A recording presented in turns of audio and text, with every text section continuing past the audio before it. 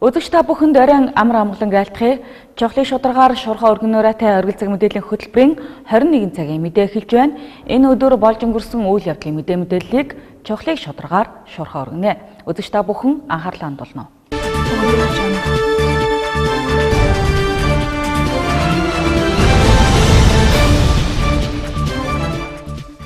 Уулын байжуулах эрдэнэ төлөвлөрөөр нь улс орны өмнө хүлээсэн нийгмийн хариуцлагын хүрээнд 1978 оноос өнөөдрийг хүртэлх хугацаанд тасралтгүй ажиллаж 40 жилийн түүхийг бүтээгээд байна. Уурхайчин хамт олон баялаг бүтээгчид 40 жилийн ойн хүрээнд улс орон болон орон нутагтаа чамлахааргүй томоохон ажлуудыг хийж бүтээсэн юм. За тэгвэл төр засаг өндрөөр үнэлж Монгол улсын ерөнхийлөгчийн зайрлагаар Сүхбаатарын одонгоор шагнасан юм а. Уулын байжуулах эрдэнэ төлөвлөрийн улс их орон болон орон нутгийн хөгжил цэцэглэлтэнд оруулсан хувь нэмрийг үнэлээд баршгүй билээ. Тус үйлдвэр нь улсын болон орон нутгийн төсөвт энэ оны эхний 5 сарын байдлаар 320.5 тэрбум төгрөг төвлөрүүлснээс улсын төсөвт 282.6 тэрбум төгрөг, орон нутгийн төсөвт 20 тэрбум төгрөг, нийгмийн даатгалын шимтгэлд 17.6 тэрбум төгрөгийг тус төлсөн байна. За мөн Монголын болон дэлхийн зах зээлийн өндөр чадамж бүхий уул уурхайн үйлдвэр бүтээн байгуулалт гэдгийг онцлог хэлэх байна. За тодорхойлбол энэ оны эхний 5 сарын байдлаар 15.9 сая тонн хөдөр олборлож, төлөвлөгөөгөө 4.1% буюу 627 мянган тонноор давуулан биелүүлсэн нь 2017 оны мөн үеэс 1.4 сая тонноор илүү хөдөр олборлсон гэсэн үг юм а. Тус үйлдвэр хөдөр боловсруулалтын төлөвлөгөөг энэ жил 1.8% буюу 232.5 мянган тонноор давуулан биелүүлж, нийт 13.4 сая тонн хөдөр боловсруулсан байна. Мөн компани гол бүтээгдэхүүн болох зэсийн баяжмал үйлдвэрлэлийн төлөвлөгөөг 3%-аар давуулан биелүүлж, 249.1 мянган тонн зэсийн баяжмал, молибдены баяжмал үйлдвэрлэлийн төлөвлөгөөг 4.4%-аар биелүүлж, 2144.8 тонн молибдены баяжмал үйлдвэрлэсэн байгаа юм а. За эрдэнэт үйлдвэрийн хамт олон энэ оны эхний 5 сард орлогын төлөвлөгөөгөө 12.3%-аар давуулан биелүүлж, нийт 912.6 тэрбум төгрөгийн орлогыг олоод байна. Эдгээр амжилтаар 40 жилийн ойгоо угтаж буй уурхайчид баялаг бүтээгчид эрдэнэт үйлдвэрийн хамт олон Монгол улсын ерөнхийлөгчийн зайрлагаар 40 жилийн ойдоо Сүхбаатарын одонгоор шагнагдсан юм а. Ерөнхийлөгчийн зайрлаг 2010 Эрхэм хүндэт үзэгчдээ, эрхэм хүндэт наадамчдаа, эрдэнэтчүүдээ, эрдэнэт үйлдвэрийн эрхэм хүндэт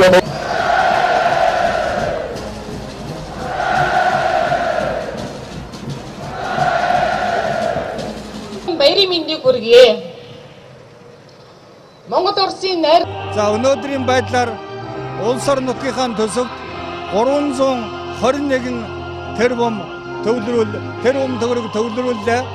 Тэгж учраас үрдүн сайн байгаа учраас бид ойнхон энэ баярыг тохиолдуулан үндсэн ажилтан бүрийг доод тал нь 1 сая, дээд тал нь 3 сая төгрөгөөр шагнаж урамшууллаа. Төв хорооны улсын төвчөө сайдны зөвлөөс олон чухал шийдвэр гаргаж, Эрдэнэ товооны орд газрыг түшиглэн Монгол зөвлөлтийн хамтарсан уулын баяжуулах эрдэнэ төлөвлөрийг байгуулах, барилга байгууламжийг барих, эрчим хүч, ус зам зэрэг дэд үтсийг зохицлон байгуулах, мэргэжилтэй ажилтан бит чиглэлээр олон асуудлуудыг иж бүрэн шийдвэрж байжээ.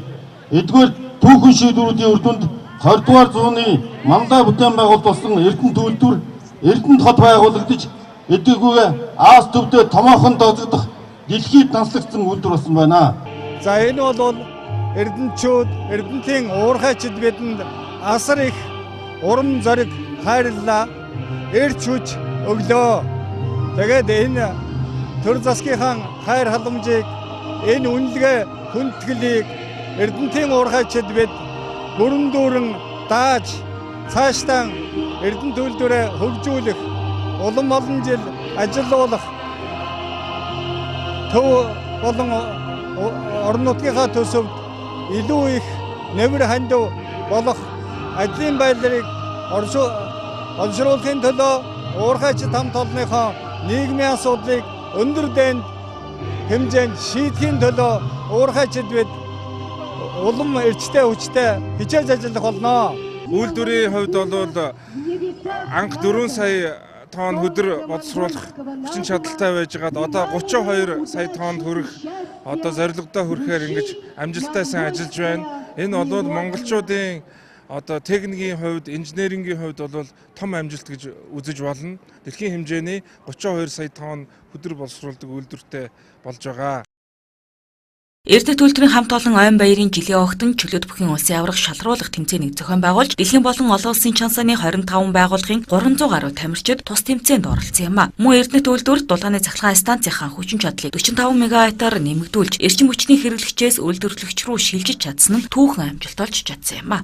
За Оргил цаг мэдээллийн хөтөлбөр уулын байжуулах Эрдэнэ төлөвлөрийн 40 жилийн ойн арга хэмжээс бэлтгэсэн мэдээ сурвалжлагаар үргэлжлэн хурж байна. За энэхүү 40 жилийн хүрээнд Эрдэнэ төлөвлөрөөс бэсрэг наадмыг зохион байгуулсан байгаа. Энэхүү наадамд уулын байжуулах Эрдэнэ төлөвлөрийн цэг хэлтсийн хамт олон оролцсноор илүү онцлог байсан юм а. За нийт 64 бүх барилдаж 53 харваач цэц мэрэгнээс сорж, за хурдан 80 гаруй дааг оролцсон юм а. За 93 наадамд Эрдэнэ төлөвлөрийн ажилчид 500 гаруй ажилчид оролцож, за өргөн дэлгэр наацсан юм. Энэхүү наадмын үйл ажиллагаанаас бэлтгэсэн сурвалжлагыг хүлээн авч үзнэ. Эрдэнэ төлөвлөр хязгаарлалт хариуцлагатай компани за түүхтэй 40 жилийн ойн за сур харваа болоод шагаан харваан тэмцээний шагнал гардуулах хөслийн үйл ажиллагаа боллоо. За сур харваан тэмцээнд 54 харваач эрэгтэй эмэгтэй хал харваагаар өрсөлдөж за аваргуудаа шалгарууллаа. За харин шагаан харваан тэмцээнд төлөвлөрийн цэг хилцүүдээс 6 баг гарч за Ахмадуудын баг бас тэргүүн байр эзэслэнээр шагаан харваа болоод сур харваан тэмцээн өндөрлөж байна. Үргэлжлүүлээд за шагнал авсан хүмүүсийн яриаг хүргэж байна. Нэгдсэн бэлтгэл гарсан байгаа. Ажилласаа чөлөөлөгдөд наадмын саяын 40 жилийн харваанд 40 сараас 32 онд 3 дугаар байранд шалгарлаа. Их баяртай байна.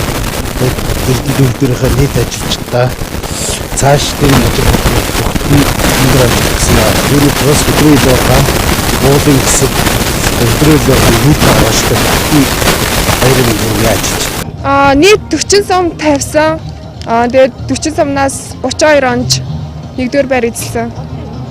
Тэгээд саяны тэмцээнд болохоор нөгөө эмэгтэй харваач дүүлдвэрээс цөөхөн харваад тэгээд спортын мастер 2 тэгээд улсын зэрэгтэй харваач 1 тэгээд бас нь болохоор залуу харваачтайс. Ер нь сайн өндөр оноотой л чанартай улсын одоо нөгөө нэг улсад нөгөө 32 онох юм бол мастер юу байдаг. Тэгэд би сая 40 сумдаа 32 онж 1-р байр эзэлсэн. Манай багийн бүрэлдэхүүн ер нь би эхнээс нь ахмадын баг гэж хийсэн. Тэгээд манай ахмадын баг их сайн тоглолоо. Төрүүллээ. Багийнхандаа их баярлж байна. Бэлтгэлийн ер нь их сайн базаас шүү дээ. Манай баяжуулах фабрик гэхтэл одоо 2-3 баг гаргаад тэгээд бараг л 14 хоногийн өмнө бүх юм одоо бүх бэлтгэлийн хангаж өгөөд ингээд бэлтгэл хангаа тоглоос их сайн тоглож байна. Дандаа шинэ залуучууд орж ирсэн байна. Их сайн тоглож байна. Ойн баяр наадмын шагаа болоод сур харваанд за шагнал байранд орсон ажилтнуудын яриаг хүргэсэн бол үргэлжлүүлээд хурдан даагны уралдаанд за байр эзэлсэн уяачдын яриаг хүргэж байна. За энэхүү даагны тэмцээнд нийтдээ 80 гаруй за зөвхөн Эрдэнэ төлөвлөрийн ажилтнуудын за өөртөө ууж сойсон хурдан даагнууд оролцсон юм. За үйлдвэрийнхээ 40 жилээр миний хайр даг хол сайхан төрүүллээ. Баяртай байна. Миний хайр даг төрүүлсэн гэдэг бол Эрдэнэтийн ургачдын хайр даг төрүүлээ гэсэн үг ээ. Тэгээд Эрдэнэтийн ургачдыг Эрдэнэ төлөвлөрийг маань морины босоо цагаан хиймэр өн мөнгөд ивэж явахын өлзөтэй хэрэг дэвшүүлээ би бэлэгшээж байна. За Эрдэнэ төлөвлөрийн 40 жилийн даагны уралдаанд намайг үзүүлсэн баяртай байна. За би засвар механикийн заводын ерөнхий механик Эрдэнэ төлөвлөрт 26 жил ажиллаж байгаа. За энэ одоо миний унган дагаа. За ямар ч гэсэн Орхон аймгийнхаа баяр наадамд оролдсон. Хурдан даагны уралдаанд Эрдэнэ төлөвлөрийн ерөнхий захирал Монгол Улсын алдарт уяач ажилтны гавьяд ажилтан Батамсүрэнгийн хээр дааг төрүүлж засвар механикийн заводын ажилтан Үлзий баярын хонгор халзан даагуудaalж Тээвэр логистикийн албаны ажилтан Оюун Баатарын хул Монгол Улсын алдарт уяач ерөнхий захирлын нийгмийн асуудал хариуцсан орлогч Дэлгэр баярын хээр засвар механикийн заводын ажилтан Ганзаргийн хүрэн халзан дааг Айргийн тавд тавилаа. Хүчит бүхийн барилдаанд Эрдэнэ төлөвлөрийн үндсэн болон туслах нийгмийн зэхүүдийн нийт 128 бүх хүчүүдсэн барилдсанаас Автовэрийн байгууллагын бүх аймгийн зан золоо ир төрүүлж Ил урхан бүх аймгийн арслан чулуун гэрэл үзүүллээ. Өөрийнхөө түүх 40 жилийн одоо дунтаа цагаан барилд төрүүллээ. Тэгээд үйлдвэрийн нийт ажилчид алмаа өгчд бол түүний дотроос Автовэрийн байгууллагын уулын технологийн төвийн хэсгийн хамт олонд бүх 40 жилийн баярын мэндийг хүргэе. Тэгээд шинжилгээ төсөөлөл сайхан байна. Нийт уухачтай 40 жилийн баярын мэндийг хүргэн төвшөлье.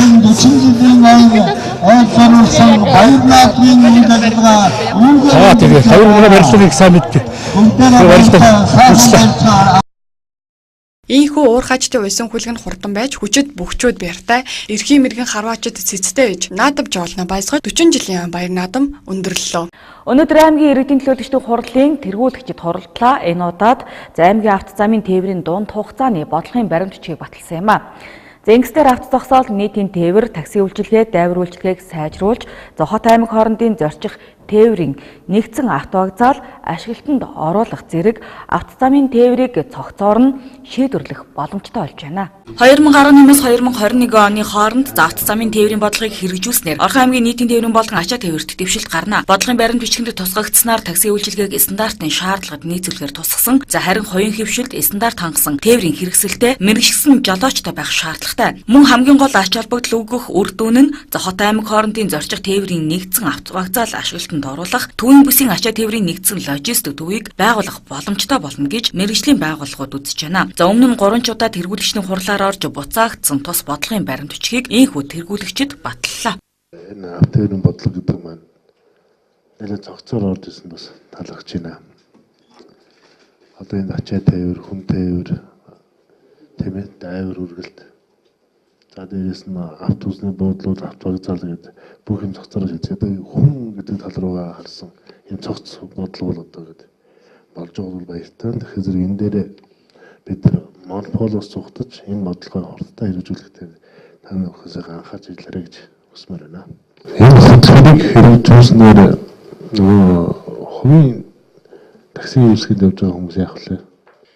Бодлогын бичиг баримтанд бол тусгаснаар биднээс такси үйлчилгээг бол стандартын шаардлага хангуулахар бол тусгасан байгаа. Энд хувийн хвшлийн таксиг бол бид стандарт шаардлага хангасан тээврийн хэрэгсэлтэй мэргэсэн жолоочийн үнэлгээтэй иргэдийг бол бодлогын бичиг баримтаар бол тодорхой хэмжээний дэмжиж аж ахуйн нэгжлүүнд оруулах ийм боломжийг бол бүрдүүлсэн байгаа. Түүнээс яг буруу талтай өрүүлэлттэй тийм хууль бус зөвшөөрлөгөө тээврийн хэрэгсэлтэр бол ямар нэгэн боломж. Манай аймагт 350 гаруй такси үйлчилгээ иргэдэд үйлчилгээ үзүүлдэг бол бодлогын баримт бичигтэй холбоотойгоор такси бүр таксиметрээр үйлчилж баримт хэвлэдэг болох юм а. Өнөөдрийн байдлаар 6 такси энэ үйлчилгээг нэвтрүүлсэн. Цаашид 20 таксинд дээрх үйлчилгээг туршиж төлөвлөгөөний дагуу зөв шаттай арга хэмжээг авах юм а. Авто вокзалын асуудал бол ерөөсөө энд эхний ээлжинд Улаанбаатар дархан зүүн чиглэлийн авто вокзалыг автоёрын үндэсний төв дээр авчрах ийм асуудал байна. Аймаг орон нутгийг бол энэ баруун талдаа одоо хуучин газрын юу бол танилцахын урд газар нэгэ тэндээ авчрах гэсэн ийм хоёр гооч хийх гэдэг. Энэ жил Хинтэн аймгийн авто вокзал ашиглалтанд орсон. Манай дээр эхний ээлжинд 130 сая төгрөгийн асуудал шийдэгдэж газраа тойруулж хашаа хатгах замын зогсоолын асуудлыг шийдээд энэ ажил нь бол эхлээ явагдаж байгаа. 20 оноос бол энэ Эрдэнэтэд бас авто вокзал барих, авто вокзалын хөрөнгө оруулалтыг шийдвэрлэх энэ асуудлаар хөөцөлтөй явж байгаа. Сая ажлын хэсгийнхэн манай Орхон аймгийн нийтийн тээврийн үйлчилгээний GPS хяналтыг хэрэгжүүлж байгаа SIM компани удирдлагуудтай уулзалт хийсэн. Энүүгээр манай авто тээврийн төв дээр орон нутагт 20 ширхэг UBK аппликейшнтай хэвлэх төхөөрөмжтэй таксометр бол эхний ээлжинд биднээс 20 ширхгийг хүлээлгэж өгөх гэж байгаа.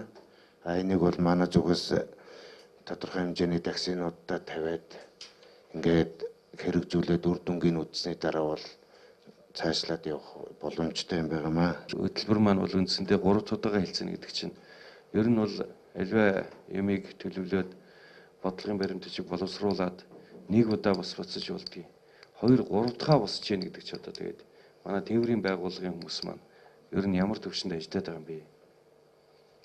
Энэ хүмүүс маань одоо эсвэл ийм хэнэггүй талдаа байгаа юм уу? 2018-аас 2021 он хүртэлх аймгийн авто замын тээврийн бодлогын баримт бичиг нь 4 үндсэн чиглэл 5 зорилтын дагуу хэрэгжиж, жишгт нийцсэн авто вокзал, нийтийн тээвэр такси үйлчилгээг нэвтрүүлэхэд ийхүү чиглэгдэж байна. За аймгийн эрдэнэ төлөөлөгчдийн хурлын тэргүүлэгчдийн хоролдоноос бэлтгэсэн мэдээллээр үргэлжлэн хүрч байна. За аймгийн хүнс хөдөө аж ахуйн газрын өмч хөрөнгийг төрийн өмчөд авах хүсэлтэй байгаа талаар хүнс хөдөө аж ахуйн хөнгөн үйлдвэрийн яамнаас орон нутгийн өмчийн газарт хүсэлт ирүүлжээ. За энэ нь малын генетик нөөц, малын эрүүл мэндийн тухай хууль хэрэгжиж эхэлсэнтэй холбоотой юм.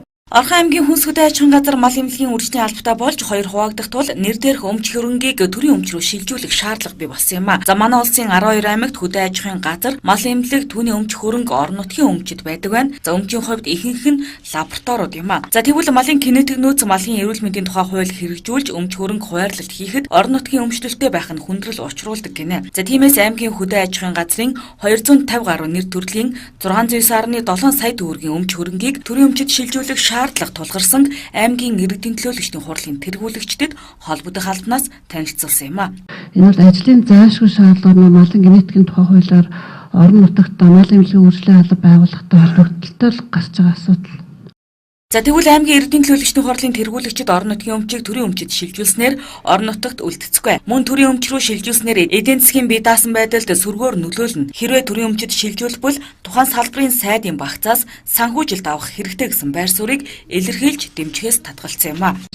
Тэгээ энэ бол яг шилжлэх хэд бол эндээс аваа явчихгүй яг ойлгож байгаа. Бити тань мэдгүй юм заагаад бай. Явах гэж нэг нэ. Өнгөрлөө. Төрийн өмчөд бүртгэлтэй төрийн өмчийн бодлого зохицуулалтын гэдгийг орон нутгийн өмчөд нэгдсэн гарах гэж байна. Бүртгэлтэй байдгийн энэ гээд бити тийм ийм юмыг бид нарыг мэдэхгүй гэж байгаа юм шиг. Миний бодлоор бол орон нутгийн хэмжээ орон нутгатаа байж зүгээр юм уу шатдаг. Төрийн өмчөөр шилжиж явж байгаа зэрэг одоо анхлаад хэрэглэх шаардлага бас бидэд гардаг тийм. Тэр эргээд үр ашиг нь одоо орон нутгийн өмчтөр ирж бууддаг. Төрийн өмчөөр анхлуулах ийм асуудал гараад ирэхээс орон нутагт бол ямар нэг тийм ашиг байдгүй. Тэгмээс энийг үзгүй би орон нутгад үлдээгээд ашиглахын нөлөөдөд ашиглаж болно гэсэн саналтай. Тэгээ орон нутагт байж байгаа энд байгаа өмчийг эдгээр оруулаад яваа бодлогоо явуул та. Тэгээд ирсэн юмыг буцаагаад ингэж тэгэхээр бол ерөн цаашдаа бид нар орон нутгийн өмчийг шилжүүлэх асуудлыг бол төрийн өмч шилжүүлэх асуудлыг хийхгүй байх хэрэгтэй. Энэ орон нутгийн эдийн засгийн бие даасан байдалд буцаад сүргээр нөлөөлнө шүү. За өмнө нь хүнс хөдөө аж ахуйн газрын дарга засаг даргын шуурхай хуралдаан дээр мэдээлэл хийж байсан. Мөн засаг даргын нэр дээр өмчлөлийг шилжүүлэх хүсэлтийг салбарын яамнаас ирүүлжээ. За гэсэн чи тэргүүлэгчид дэмжээгүй нь шинээр хэрэгжих хуулийн талаар мэдээлэл дутуу эсвэл буруу ойлголцсонтой холбоотой гэж салбарын албаныхан тайлбарлаж байлаа. Тиймээс дараагийн шатанд хүнс хөдөө аж ахуйн хөнгөн үйлдвэрийн яамнаас аймгийн эрдэнэ төлөөлөгчдийн хурлын даргад тайлбар хүсэлт илгээж шийдэлд хүрнэ хэмээн ярьж байсан юм а.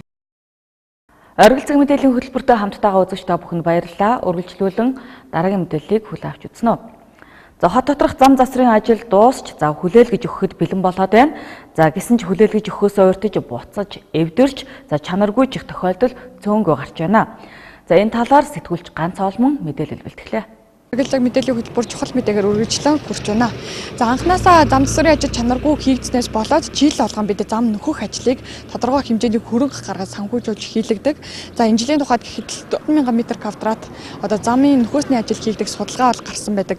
За нийтдээ 3 хэсэгт зам засварын ажлыг бол хувааж хийсэн. За энэ бол нийтдээ дэнжийн чиглэл, хот доторх чиглэл болоод за хорооллын чиглэл байсан. За дэнжийн чиглэлийн автозамын тухайд одоо бүтэн нөхөөсний ажил хийгдэж байгаа. За хот дотор бол 3 дугаар микрийн аюулгүй за эмнэлгийн хэсэг 4-р микрийн хэсэг за гих мэдчлэн одоо замууд дээр бол нөхөөсний ажил хийгдэнэ. За мөн одоо Баян болог буюу одоо зээлийн 16 дугаар саргал руу хүрэх хэсэгт бол нөхөөсний ажлууд хийгдэг байсан. За эдгээрт бол тендер сонгон шалгаруулалтаар 3 байгууллага шалгарч за 3 хэсэгчлэн засварын ажлыг хийгээд за ерөнхийдөө бас дуусчихсан байгаа. За гэтэл дөнгөж одоо нөхөөсний ажил хийгдээд дуусах үедээ зэрэгцээд жолооч нараас бол хийгдэж байгаа ажлууд чанаргүй байна гэсэн гомдол бол нэлээдгүй ирж байна. За тодруулах юм бол яг одоо дэнжийн автозамын нөхөөсний ажил хийгдээд дууссан ч гэсэндээ замын оёосыг бол хангалттай сайн нийлүүлж хийгээг үгсэл одоо овон таван байна гэдэг гомдлыг бол тавьсан байгаа. За бид яг одоо дэнжийн автозам дээр зогсож байна. За энд бол дөнгөж сайхан нөхөөсний ажил хийгдэж гисэн байгааг үзэгч та бүхэн одоо харж байгаа хаа. За яг нөхсөн хэсгийн зам бол хуучин хэсгийн замаас бага зэрэг намхан байгаа. За ерөнхийдөө туршлагатай байгууллагын компаниудын тухайд зам засварын ажлыг хийхдээ за нөхсөн хэсэг болоод замын замын одоо үндсэн хэсэгтээ бол нийлүүлж аль болох зааг ялгааг нь гарахгүйгээр замын оёосыг одоо тавьж хийдэг. За гэтэл одоо яг энэ дэнж рүү өгсөж байгаа замын тухайд гэх юм бол ингээд за нөхөөс олон үндсэн зам бол одоо ялгагдахаар за овон тавантай байдлаар нөхөөсний ажлыг хийчихсэн байгаа юм. За үүнээс гадна бас 3 дахь мэдрийн аюулгүй тойрогтой холбоотой за гомдол бол нэлээдгүй хэрж байна. За жолооч нарын тухайд тухайн хэсэгт бол одоо жил алга нөхөөсний ажил хийдэг ч гэсэндээ чанартай хийдэггүйгээс болоод эргээд эвтэрч гэмтэрч байна гэдэг асуудлыг тавьдаг. За мөн дээрээс нь одоо соёлын ордны хажуу талын зогсоолыг бол энэ жил бас шинээр одоо асфальтаар хучиж нөхөх ажлыг хийсэн. За гэтэл тухайн ажлыг бас одоо дөнгөж хүлээж аваагүй байхад бол буцаад эвдрээд эхэлчихсэн байна гэдэг асуудлыг бол жолооч нар тавьж байна. За үргэлжлүүлээд жолооч нарын яриаг хүргэж байна. Энд баахан нөхсөв болол хийгээл дараа нөгөөдхний хуудахгүй бороо усанд нөхсөв дахиад гараад ирц. Одоо би зээлдүүд манай зээлийн зам бол одоо нуур идэл байх юм шүү дээ. Байнга ус тогтвол нөгөөдгийг байсаг л янзлахын нэг ус тогтвол нөгөөдг нь дахиад нөх гарцсан л байж байгаа шүү дээ. Хийгээл маргааш нь бороо орол дахиад тийм болсон шүү дээ. Буцаал нөгөөдг нөх нь гараад ирсэн. Одоо тийм байгаа. Одоо тэгээд тэр цаагаар бүр эцээсээ яг зүүн талдаа уурын далан байхгүй нөгөө баг зам доогоороо шахаар урсгар болчиход шүү дээ. Одоо жоохон нэг том тэргээ бол одоо зам нь урахаар баг тийм бэлэн болцсон лээ. Тэр чи одоо хатуултай байдаг юм нэг усны хайл байхгүй. Тэрэндээ олон тооруулах шүү дээ. Одоо энэ хойдлын замууд ч одоо усныг мэдлийг л зээл мэлийн зам шүү. Тэгэл тэрэндээ зам нь хэвдэрэл тийм л маягтай л шүү дээ. Одоо ичээр сая энэ зээлийн зам ч гэсэн бас их засвар их саяхан л хийгээд байсан. Дахиад одоо тэр засвар нь дахиад цомрол хөнж шүү дээ. Одоо энэ 323 ажидлын аюулгүй тойрог шүү дээ. Тэр манайх тэр ажидлын байр. Баян ирдээс. Бороо ороод бол тэгэл өвдөрч. Одоо дөрөвчийн зарим нөхөгдөөгүй ажил. Наадлын хэсэг нөхцөл ажидлууд нөхөгдөөгүй. Тэр үеэс бороо ороод байга тэр нөх яаж тахгүй. Өвдөрч идэг зам. Дэнж байна, энэ юуны зам байна, зээлийн зам бас байна. Тэр нэг усны хаялга маялга хийж чадахгүй л байгаа шүү дээ. Баян тэний тойрог дээр урд жилээр дандаа намар хүйтний үйлдэл хийж байгаа шүү дээ. Тэгэл тэр нөхөдөл эргээл хавар болохоор цаасны хаваасанд нөгөө тэр эвдрэл тийм л маягтай л байгаа шүү дээ. Одоо зүүн бол одоо ингээл хийгсгээд намар болно тийм л маягтай. Тэр чинь байнга л ус тогтоолдсон шүү дээ. Нөгөө тийм жил болгон бороо оронготоол del ус тогтоол. Хоолоо татаагүй. Тэ хоолоо л их муу хийдэг юм шиг байгаа юм. Тэр нэг сайн хийж чадахгүй л байдаг юм шиг. Санаргүй л юм шүү дээ. Нөхөөл тавьдаг. Бараг сайн зузаан тавьчихвал бараг тэрэн дээр болоод шүү дээ. Хоёроо хор нөхчихөр сардаа бараг нэг нөхдөг ажилтаа болно шүү дээ. Жил алга тийм яг энэ асуудал. Тэ баян гарцсан. Хавар бол ялангуяа ингээд бороо орол газар гисэх үеэр бол байнгын ажиллаж байгаа. Зам засварын ажлын чанартай холбоотой жолооч нарын яриаг хүргэсэн бол за яг одоо бид жолооч нараас хамгийн их санал гарсан Баян балаг зам дээр ирээд байна. За энэ замыг бол 2014 онд 900 гаруй сая төгрөгийн сонгон шалгаруулалтанд хараас өмөр компани шалгарсан байдаг. 1.3 км урт замын ажиллаа хийж эхлүүлээд за удалгүйгээр ажиллаа бол орхисон. За үлдсэн санхүүжилт төлөв 300 орчим сая төгрөгөнд дахин одоо тендер сонгон шалгаруулалт зарлаж булгаацтай төрийн өмчөд хувьцаат компани бол зам засварын өргөдгөх ажлыг хийж дуусгасан байдаг. Энэ одоо үерийн гуу жалга дагуу үерийн одоо урсгал дагуу байрлаж байгаа яг энэ хэсэгт бол борооны улиралд маш их хэмжээний ус тогтдог. За ус зайлуулах шувууг суудуу зэргийг одоо анханасаа хийгээгүйгээс болоод за жил алгын замыг засах шаардлагатай болдгоо. За ерөнхийдөө яг зам засварын ажил бас явцын ямар хяналтуудыг тавьдаг. За явцын хяналтаас чанаргүй тавьж байгаатай холбоотойгоор за зам засварын ажил маань өөрөө чанаргүй болж байна гэдэг асуудлыг жолооч нар бол тавьдаг. За тэгвэл явцын хяналтыг ямар төвшөнд хэдэн удаагийн давтамжтайгаар тавьдаг болохыг тодруулж бид албаны өмнө яриаг хүргэж байна. Манай инженерүүд нөгөө хяналтын график гэж гаргацсан байдаг. Энэ ажил дээр одоо хэдэн удаа аль биесээр хянах вэ? 3-аас доош удаа хянахаар заасан байдаг. Гэхдээ тэр хяналтын хөрөнгө оруулалт ажил маань ямар хугацаатай байдаг гэсэн шалтгаална. 30 хоног, 40 хоног байна те 14 хоног ч байна. Гэдгээс хамаарат 3-аас дээш удаа хянана. Албан бусаар 3-аас дээш удаа. Албан бусаар бол ерөөдөө тухайн ажил гүйцэтгэж байгаа явцад гүйцэгч маань жишээлбэл санал өгөөд энэ дээр ийм хяналт хийлгэмээр энийг гэж өөрчлөмөр гэдэг юм иймэрхүү байдлаар бол очиж хянах ажил албан бусаар хянах ажлууд бас хажуугаар нь орж ирдэг. За мөн одоо хяналтын ажлууд нь бас иргэдийн оролцоог бас бид нар хангаж эхэлж байгаа дайлгын дээвэр ажлууд дээр мөн одоо сөөхөс бас мөн бол бас ашиглалт талаас байгаа баг за аймгийн хурлын төлөөлөгч, сумын хурлын төлөөлөгч эдгээр бүгдийг оролцуулж ирэхэд бас хяналтын ажлуудаа оролцуулж ингэж явдаг. За Горникийн хажуудлын зах сурал дээр ерөнхийдөө анги хөрөнгө оруулалт ажил хийсэн. За гэхдээ энэ ажлыг одоохондоо хүлээж аваагүй байгаа. Тэгэхээр энийг бол хэрвээ иргэдэстийн хүсэлт гарч ирвэл бид нэр одоо тодорхой хугацаанд энэ асуудлыг шийдэх боломжтой. Тэгээ баян болгоны замд л ерөнхийдөө сүүлд бол бид нар бас ингээд компаниудад хандаал байна л да. Булган хадзаа компани үйлдвэрлэл хийгээд дуусгасан юм байл баян болгоны замыг. Тэгээд тэр нэг сургуулийн цаал хийсгийн уулзуур дээр ерөнхийдөө ингээд дандаа нэг өрөөснөөс хамаарад зөөлөн хатуу идэгчээр ингээд хонгорхой юмуд үүсэж байгаа байхгүй. Тэгээд сая нэг очиж булган хадзаа нэг бүглээс хийсэн юм байхгүй. Тэгээд энэ нэг болохоор сумын орлын төлөөлөгч Сүхбаатар бол нэлээд сайн хөөцөлж явж байгаа л да. Сумын орлын төлөөлөгч. Тэгээд энэ дээр нэг нөхөс хийсэн эргээд бас тэр нь бас юу яатсан байгаа. Эдэрсэн байгаа. Энийг бас дахиад янзлуулахаар бид нар булган хадзаа компанитаас эргээд холбогдоод явж байгаа. За тэр уургачин багийн тэр уургачин тэмдгийн ойролцоор нэлээд өнөөдөр үүссэн байгаа. Энэ болохоор нэлээд дээр одоо баг 13 оноос өмнө манай алба байгуулахаас өмнө баг хийгдсэн байл энэ ихэд асфальт хочлолт нь. Одоо л ерөөдөө тэгээд тэрнээс хойш ерөөдөө дахиж бол нэмж хөрөнгө оруулалтыг зөвхөн нөгөө нөхөөсүүдийг хийгээд байгаа. Гарсан хорогийн нөхөөл иймэрхүү ажлууд хийж байгаа. Аливаа бүтээн байгуулалтын ажлын баталгаа хугацаа бол 3 жил байдаг. За энэ хугацаанд тухайн хийж гүйцэтгэсэн байгууллагын бүтээн байгуулалтын ажил дэвтрэл гэмтэл гарсан тохиолдолд за байгууллага өөрийн хөрөнгөөр засварлах үүрэгтэй байдаг. За гэтэл зам засвартай холбоотой ажил дээр за баталгаа хугацаа дуусны дараагаар дэвтрэлүүд гарч ирж за энийг бас орон нутаг болоод улсын төсвөөс засварлах шаардлага бол бий болдог байгаа. За тэгвэл энэ нь одоо бас нэлээд олон бүтээн байгуулалтын ажил болоод бас эргээд засагдахгүй үлдэх одоо тохиолдол болох одоо үндэс шалтгаан бол болдог байсан юм.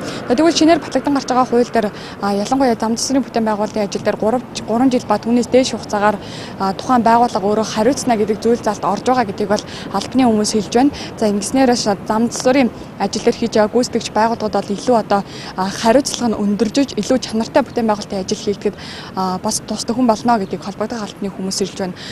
Нэмэгдсэн үрдгийн албан татврын 5 дугаар сарын суглааны тохирлоор Орхон аймгаас 314 иргэн ацтан болсон байна. За уг тохирлоор 2 иргэн 5 сая төгрөг, 4 иргэн 1 сая төгрөгийг хожсон байна. Монгол улс анх удаа хамгийн өндөр шагналын сантай суглааг зарлаа. И баримт.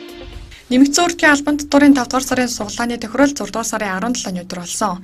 Энэ удаагийн тохиролд 2018 оны 5 дугаар сарын 1-ээс 5 дугаар сарын 31-ний өдрийн хооронд худалдаа авалт хийж 6 дугаар сарын 16-ны өдрийн 23 цаг 59 минутаас өмнө бүртгүүлсэн 21,272,728 баримт хамрагдсан юм. Үүнээс 10 сая төгрөгийн 2 ацтан, 5 сая төгрөгийн 26 ацтан, 1 сая төгрөгийн 192, 200 мянган төгрөгийн 1944, 50 мянган төгрөгийн 19,134 баримт тохирол таарч нийтдээ 21,298 иргэн ацтан болсон. Уг суглаагаар Орхон аймгаас 314 иргэн 5-аас 5 сая төгрөгийн ацтан болсон. Хамгийн өндөр шагнал болох 5 сая төгрөгийг за 2 иргэн, сая төгрөгийг 4 иргэн хоцсон юм. Эдгээр иргэдийн төлөөлөл өнөөдөр Орхон аймгийн татврын хилцээс батламжаа гардаа авч байна. Дашрамд дуртахад 5 сая төгрөгийн 1 ацтан манай аймгаас худалдаа авалт хийсэн Хинтэн аймгийн иргэн байсан юм. За нэг 4,300 төгрөгийн худалдаа аваад баримтаа бүртгүүлэх гэж орол мэдсэн те 2 хоногийн дараа. За ер нь албан компаниг бүртгүүлж байсан. Энэ жилээс ер нь идэвхтэй сайн бүртгүүлж байгаа. За сайн бүртгүүлж байгаарай. Хожидг юм байна л гэж хэлээ. Анхлаа 5 сарын 24-нд худалдаа авалт тэгээд арийнхаа дэлгүүрээс байрныхаа арын грэм-аны гэд дэлгүүрээс 5,300 төгрөгийн юм аваад тэгээд тэн дээрээс азтан болц татвараад 6 сарын 17-нд тохирол нь явагдсан байл. Тэгэл мэдгдсэн. 6 сарын 17-нд л мэдсэн. Тэрнээс өмнө мэдээгүй л яах вэ? Ингээд үнэм шудраг явдаг юм байна. Тэгээд и баримттай цөмөрөө сайн итгэжүүлээд явж яа л гэж хэлээ да. Урд нь яг нэг 20 30 нэг 20-ыг нэг хожоод 40-ыг нэг хожижлээсэн л да.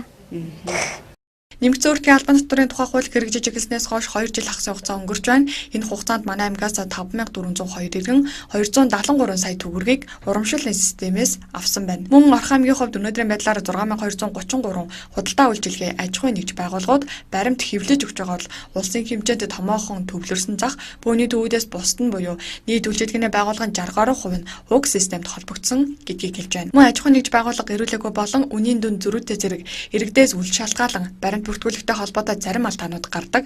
За үүнд дараах тайлбарыг өгч байна. За нэмэгдсэн үртгийн албан татврын тухай хууль маань 2016 оноос хойш шинжилэлтэн батлагдаж одоо мөрдөгдөж байгаа. За энэ хууль батлагдсанаас хойш буюу 2016 оноос хойш манай Орхон аймагаас бол нийтдээ 5402 иргэн нийт дүнгээрээ 273 сая төгрөгийн бол хонжуур бол одсон байгаа. За өнгөрсөн сард бол одоо нийтдээ 314 иргэн бол одоо суглаанд бол мөн азтан болсон байгаа. За эдгээрийн төлөөлөл болсон нийтдээ 5 сая төгрөгийн 2 азтан, за сая төгрөгийн 4 азтан бас өнөөдөр бидхэн бас батламж артуулах юм үйл ажиллагааг бас хэлцээ байранд бас зохион байгуулж байна. За иргэд маань баримтаа бүртгүүлэхдээ за нэгдүгürt үнэн зөв бүртгүүлсэн байх хэрэгтэй. За санамсаргүй байдлаар баримтынхаа дугаарыг шивэхдээ аль нэг цуглааныхаа дугаарыг буруу шивсэн тохиолдолд аж ахуйн жилгээг төлөвтэй болчихдог. За үнийн дүнгийн буруу шивчихээр үнийн зөвлөлтөд болчихдог. Аж ахуйн жилгээг төлөвтэй гэсэн ерөөсөө хоёр төрлийн баримтуудын нэг нь аж ахуйн жилгээгүй учраас аж ахуйн жилгээгүй гэсэн гарч ирдэг, төлөвтэй гарч ирдэг. Хоёрдугаарт нь үнийн дүн зөрүүтэй. Хоёрдугаарт нь болохоор суглааных айлны дугаарыг оронгийн буруу биччихлээр үнийн аж ахуйн жилгээгүй гэсэн төлөвтэй гарч ирдэг. За үнийн дүн зөрүүтэй гэсэн баримтыг үнийн дүнгийн зөрүүтэй бичсний улмаас үнийн дүн зөрүүтэй болдог. Үүнийг яаж засварлах вэ гэхээр үнийн дүн зөрүүтэй баримтан дээр дараад дахин давтагчид төлбөрийн дугаарыг оруулахаар уг баримт автоматар засагдчихж байгаа. Тийм болохоор иргэд маань аль болох QR кодыг уншуулад баримтаа бүртгүүлэх юм бол хүлээгдэхгүй шууд бүртгэж байгаа. За QR код нь харилцсан баларцсан удаан хадгалагдсан байх юм бол суглааныхаа дугаараа шивэхдээ сайтар хянаж шалгаж шивэх хэрэгтэй. Улсын хэмжээнд нэмэгдсэн үртгийн албан татврын баримтаа бүртгүүлэх иргэдийн идэвх сайжирч буцаа олголтын хэмжээ өсөж байна. Манай аймгийн хувьд 2016 онд 1074 иргэн 43.8 сая төгрөг, 2017 онд 1556 иргэн 69 сая төгрөгийн буцаа олголт авч байсан бол 2018 оны 6 дугаар сарын 26-ны байдлаар 3575 иргэн 177.1 сая төгрөгийн буцаа олголтыг авах эрх нь үүсчихсэн байгаа юм. Энэ өдөр Орхон аймагт болж өнгөрсөн үйл явдлын мэдээллийг чухлыг шударгаар шуурхаа өргөлээ. Мэдээллийн төгсгөлд ус цагуур орчны шинжилгээний төвөөс ирүүлсэн хоногийн цагаагаар мэдээнд анхаарлаа хандуулно. Баяртай үзэгчтэй.